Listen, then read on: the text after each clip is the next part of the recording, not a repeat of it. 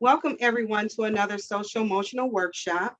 And today we are with the American Indian Health and Family Services organization, and they're going to be talking to us today about healthy coping skills. Adon, thank you for joining us. We're so glad to have you, and thank you everyone else for joining. You can go ahead and get started. Yeah, so um, like she said, my name is Adon Vasquez. I work here at American Indian Health and Family Services on our Sacred Bundle project, which is our youth suicide prevention program for kids 10 to 24. So we're going to kind of go over today some, who we are, what the project does, and then we're going to go over some uh, wellness tips and some coping strategies for stress as well as for mental health. And then at the end, we'll have some time for any questions or anything that you guys want a little bit more elaboration on, anything like that. So we'll go ahead and jump in. So like I said, I'm from American Indian Health and Family Services. So we are one of 41 urban Indian organizations across the United States. So what that means is we are funded by Indian Health Services. Typically, that's given to the different tribes throughout the United States to provide behavioral health services, medical care, stuff like that to the people on the reservations. But because we're in an urban setting, we get an allotted amount of money to service those who don't live on the reservation. So after the last census, I believe it said that about 72% of natives don't live on a reservation. They actually live in super populated urban settings like Detroit or Grand Rapids or even Mount Pleasant or the Flint area. But here at AIHFS, we offer behavioral health services, community wellness programs like our youth group, our men's and women's society, cultural services, as well as medical care. Now, all of our services are offered to those who have insurance, and if you don't have insurance, we do offer a sliding scale fee. So what that means is based off of however much money yourself or your parents make, is how much an appointment costs. Typically, like say if you came in for one session with one of our clinicians, it'd be maybe $20. And then, so a little bit of background on the Sacred Bundle project here. So it's a grant funded by SAMHSA, which is the Substance Abuse and Mental Health Authority or Association. And our main focus is we go out into communities and provide these hope and wellness screenings. Those are, once again, open to anyone 10 to 24. We do those in person or virtually. After you do complete it, you do get a $20 gift card. So I have the QR code up there on the screen. All you have to do is fill out the form. And if you're under 18, we'll need mom or dad or parent signature. We also provide different trainings like Safe Talk and Assist. These are the kind of trainings that help you identify folks in your community or maybe that you're around, your friends, stuff like that, who may be having serious thoughts or need serious help, and help them get referred to those services. And ultimately, our goal is when we go into a community is to make sure that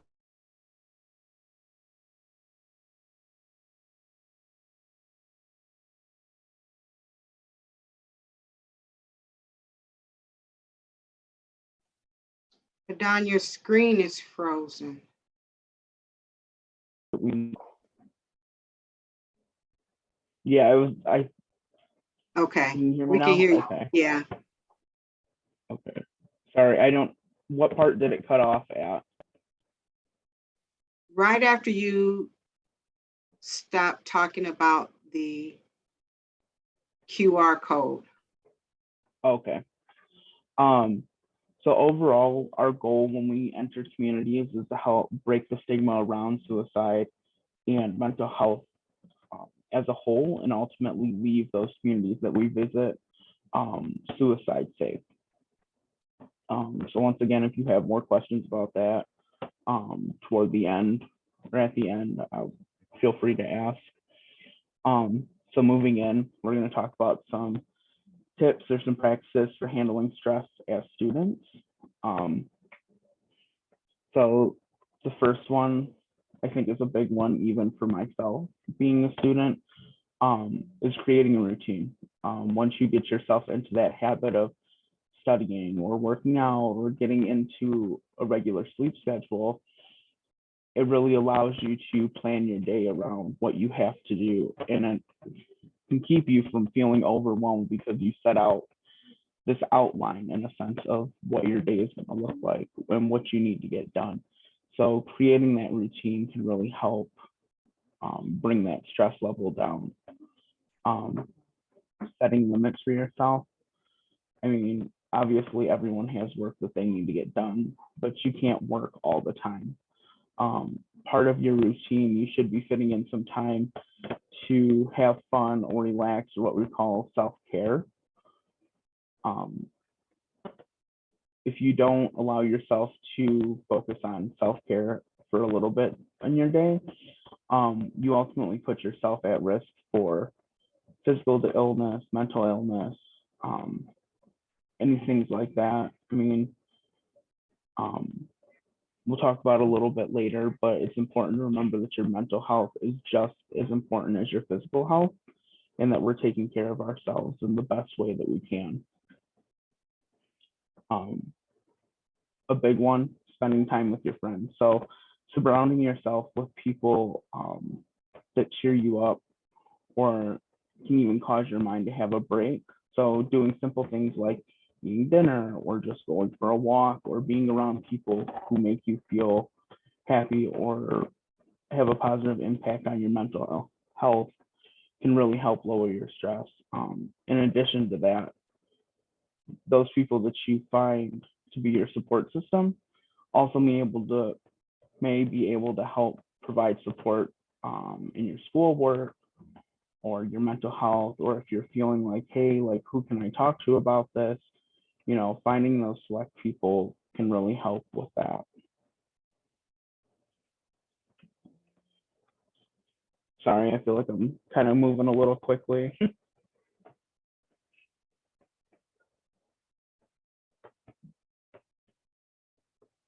um, and some practices for taking care of your mental health.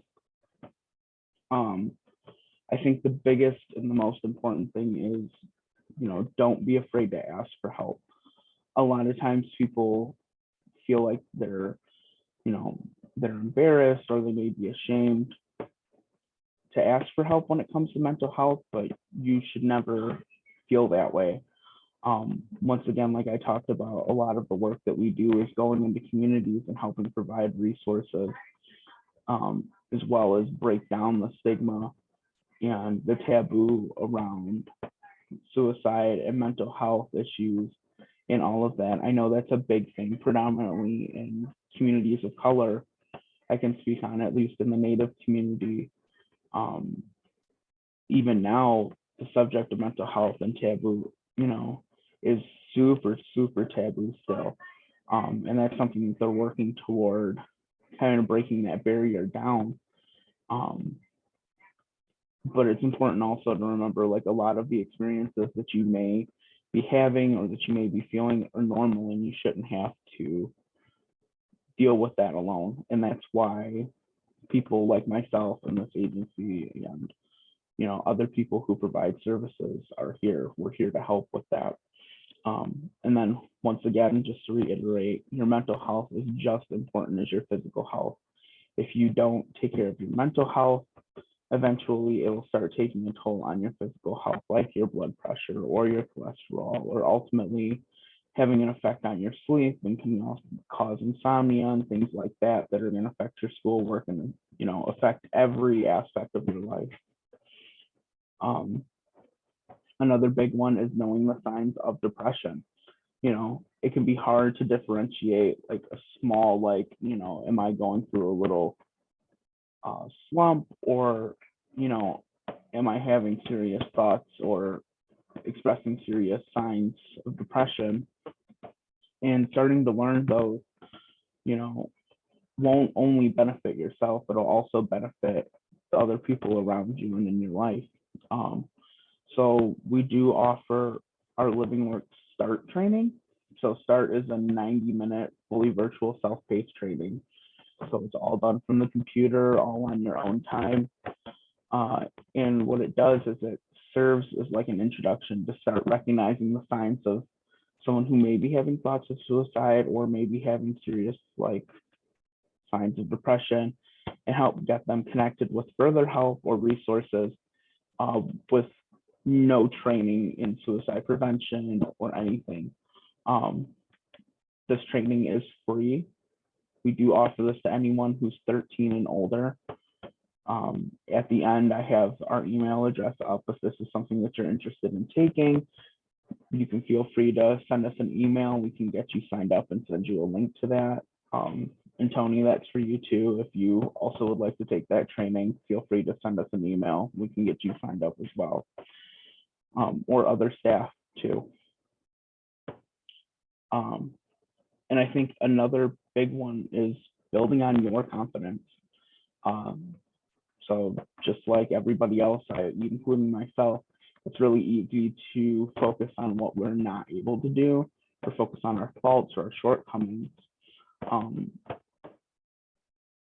As a society, we have to start learning to get away from that. And instead of that, rather build on, what we're good at, and focus on how you're feeling, how it makes you feel when you do things that you're good at, and build off of that.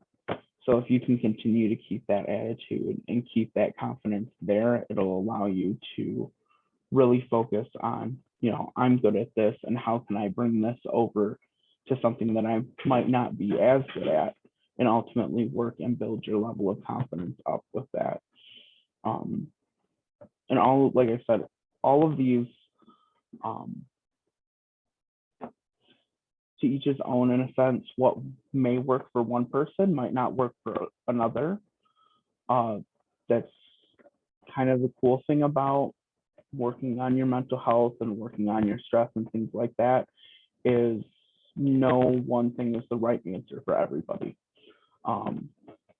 So it's really taking the time to explore yourself and explore what works for you and what doesn't. And once you get that down, I mean, you're pretty much golden. Did anyone have any questions in regards to, or the training, the screening, or want some more elaboration? Or I can even put a link to some more tips and stuff in the chat. Adon, I have a question. Yeah. Just for full understanding, what exactly does a person who's depressed, what do they look like? What are the signals? What are the signs that they exhibit that lets you be able to identify them? Yeah, so similar to the working on your mental health, and some things work for others, and it comes down to, there's some basic signs. So a lot of the times we'll notice that sometimes people start to maybe isolate from their friends. Maybe they're super involved in school, and maybe they stop participating as much actively in class. Or another big one is hygiene. So maybe somebody who gets up an hour and a half before school and does their hair every day, and does their makeup, or maybe they work out every morning before school, and even a change in that can be an indication of maybe they're going through something, maybe they're struggling with their mental health. But ultimately, we can help look for those basic signs, but every person may display something different. And the opposites can even go. If you have somebody in your class who's maybe they're super shy, not really talkative, stick to themselves for the most part, and then all of a sudden you notice that they're super involved, participating, even those little signs like that can be indications. But like I said, it's really hard to say like this is the exact thing that one person will do, because everybody's different. Yeah. true. And so different people may exhibit different signs, but overall, there is a sadness about the person.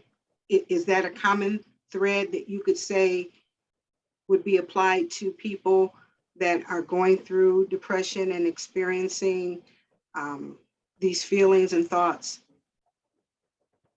I could say, yeah, maybe a sadness, but I think a big thing is maybe just a lack of emotion altogether can be a big indication. That's like a simple, like one that's really easy to put across the board. You know, if you have somebody who's always super happy or super, you know, cheerful, and they just stop and have no emotion of that. Same thing if you have somebody who, say you have somebody who does get super upset or super angry very quickly or often, and they just start to show zero care, no reaction, no emotion. I think that is more of a easier way to put it versus like, you know, happy or sad is kind of a lack of emotion. Okay. Okay. You guys, do you have any questions for Adon? You can either raise your hand and I'll unmute you, or you can type it in the chat.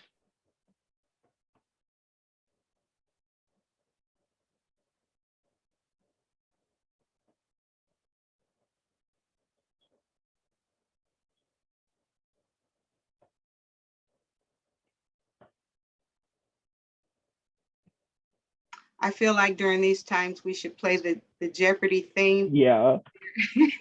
when they're doing the final question. Well, okay. No comments and no hands. So Okay. I'm just really quickly, I'm gonna put a link.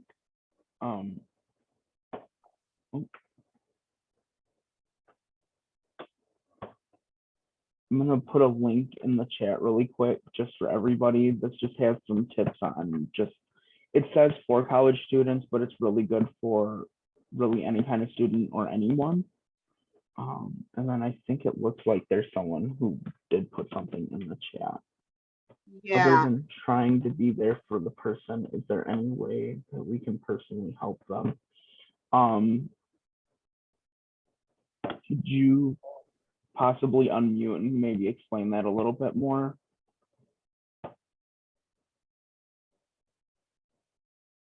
okay, Yasmin, you have the ability.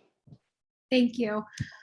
So I guess I just want to know that if you feel like you know somebody that is going through depression and there's somebody that you feel would not go and ask for help or would not go directly to somebody that has kind of more experience in the field than we do, is there a way that we would be able to help them other than just like sitting and listening to them and having them kind of open up? Is there anything else that we would be able to do to help them? Yeah, so along with, like you said, if you sitting there with them, getting them connected with any type of resource is always like a number one. Like if there's, I don't know, does the school offer like a counseling service or anything like that? I believe they do, but I'm new. So We um, don't offer counseling services like that. We do have a connection with Care of Southeastern Michigan, and we Okay. refer people to that agency. Okay, yeah, so that's more or less what I was trying to figure out. Yep. So really getting that person connected with the type of service that they may need. A big thing that we try and focus on is, you know, like we wouldn't send somebody who broke a bone to a heart surgeon, you know. So once that person kind of identifies the help that it is that they are needing, and maybe if they don't even know that, it's just getting them connected with mental health services in general, and they can kind of decipher what help it is they need and where it is they're able to get that. if that person is here, I mean, you said you refer to CARE of Southeastern Michigan. Yes. Yeah, so you can do that, or they would also be able to even call us here at AIHFS. And then depending on what county you're in, most counties have local CMHs, so community mental health services as well. Other than that, there's nothing like that you personally can do. I mean, if a person is like you feel like they're going to seriously, harm themselves or someone else, then obviously you can call emergency services and they can send a mental health professional there, but there's nothing that we personally can do to force somebody to go to services. Yasmin, I would also like to add that we have success coaches.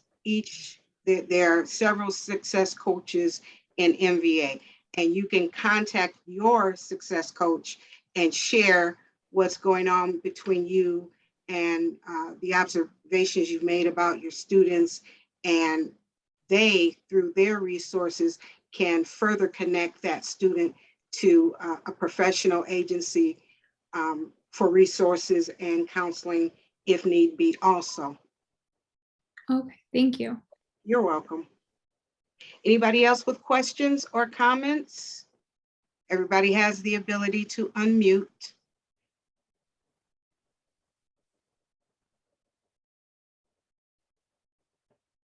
All righty then. Adon has put the link for his agency in the chat if you guys want to copy it down.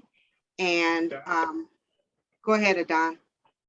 I'm also, so I'm going to put the link for our agency in, but I can also, well, I don't know why I didn't do that. Oh no, it's still not taking, but that's our agency website. But if there's any type of literature or anything like that that you'd be interested in having, so that maybe teachers or so can have it in their virtual classrooms or have access to that too, I can always send some of that over. That would be great. Yeah. That would be great. Okay, then, Adon, thank you so much for your time. It was a great presentation. And we will see you next Thursday, where he will be talking about suicide prevention, everybody. So thank you, guys. Thank you for joining, and everybody have a great day. Thanks, Adon. I appreciate you so much. No problem. Thank you, and we'll see you next week. All righty. Bye now. Bye-bye.